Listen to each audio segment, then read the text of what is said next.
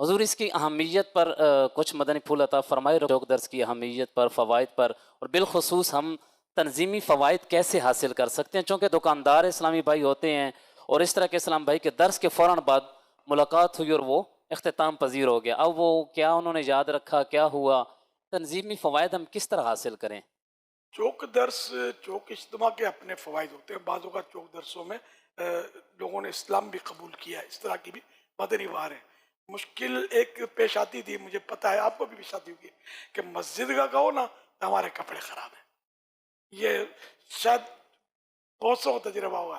तो अगर ये चौक दर्स होगा तो उसमें मस्जिद तो है ही नहीं है, इसमें हो सकता है कि ये इस तरह का उज़्र ना करें, आके बैठ जाए। फिर आप बोलेंगे चलो नमाज करते, हो सकता है फिर ये वो इनका ताज़ा हो जाए, लेकिन कुछ तो नेकी की दावत सुनने का इस बहाने।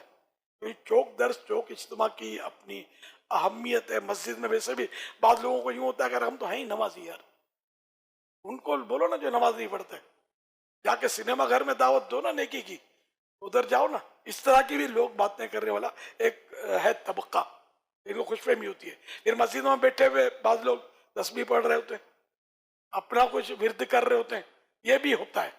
और चौक पे जो पढ़ आएगा वो खाली सुनने के लिए आएगा, और इसके भी फवायद हासिल होंगे अल्हम्दुलिल्लाह।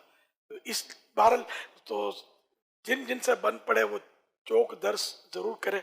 और जो भी ये करने हैं दावत इस्लामी काम, ये अपने अपने यहाँ के जो भी दावत इस्लामी के जिम्मेदार होते हैं ना, जैली निगरान है वगैरह वगैरह, तो जिम्मेदारों के मातहत करने, अपने तौर पर नहीं कि भाई इलियास से मोला करो, तो अब वो निगरान बेचारा हाथ बांध के खड़ा हुआ आपके सामने, तो नहीं, बल्कि वो जैसे कह के यहाँ करो, यहाँ नहीं करो, या भी जरूरत नहीं है खाली सुन लो, तो ये करना है।